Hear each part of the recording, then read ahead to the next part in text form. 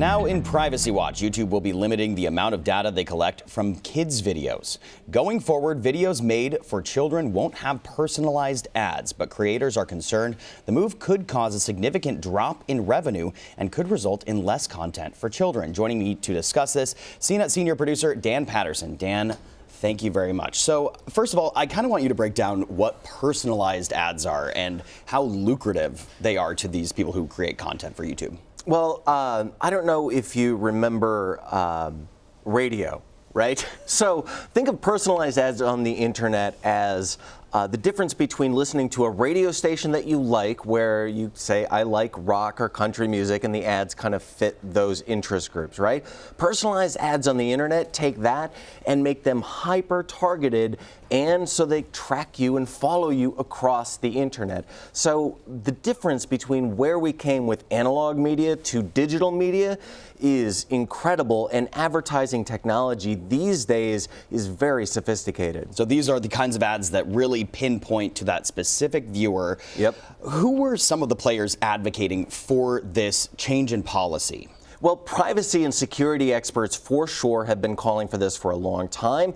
And of course, U.S. regulators have been calling for stiffer types of regulation. But surprisingly, Alphabet, Google, YouTube's owner, their parent corporation has said, hey, we also don't want to see advertising targeted towards kids that isn't intended for kids. So there have been some significant and major groups, including Google. And speaking of Google, they own YouTube. They were sued over this last year, weren't they? Yeah, well, they have, Google has faced a number of challenges, particularly when it comes to the controversies related to children's content on the app. And in fact, they have settled a number of these lawsuits. And again, they have said, look, this isn't something that we want to see. We don't want to see hyper-targeting towards children. And they have set policies that say, hey, under 13, our app is not for you. And, you know, obviously at the crux of this is the Children's Online Privacy Protection Act. That was passed in 1998, long time ago.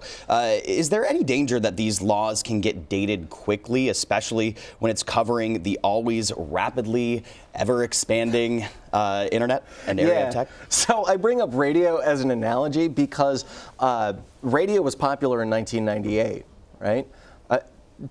2019 feels like a long time ago already. So the difference, the distance that we have come since this since this law was passed is incredible. Think about what happens in a very short amount of time. The speed of technological innovation happens rapidly now. 1998, ancient history. Yeah, I don't think anyone would have forecasted that ad technology would be this sophisticated decades down the road. But as we mentioned, it's only personalized ads that are affected, to be clear. So YouTube can still run ads in these videos.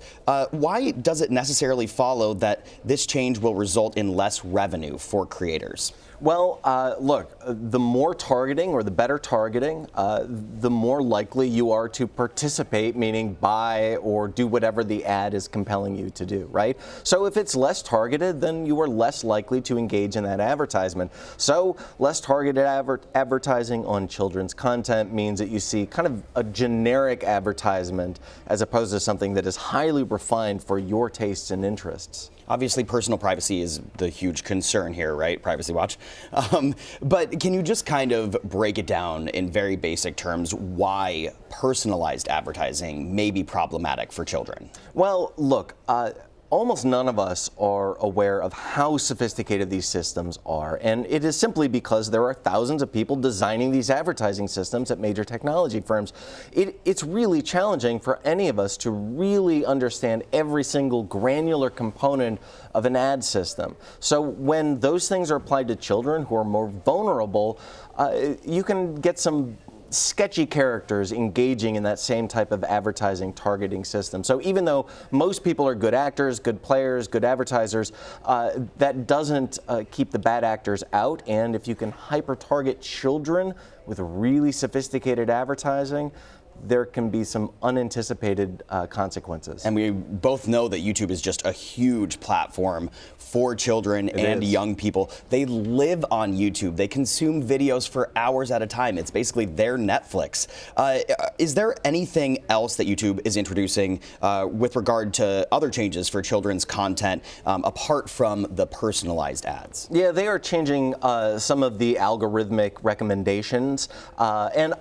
Honestly, I think the best way to look at YouTube is constant iteration. If you want to follow what happens, Google has a pretty good blog where they detail every single change. But trying to say that the algorithm is doing one thing is like saying there is one type of planet in the universe, right? The algorithm is constantly changing, and Google is constantly changing to cultural and political environments all over, not just this country, but the world. Yeah, it's certainly a fine line here back in the States between advertisers and the people who use the platform. Dan, thank you very much. Good to see you.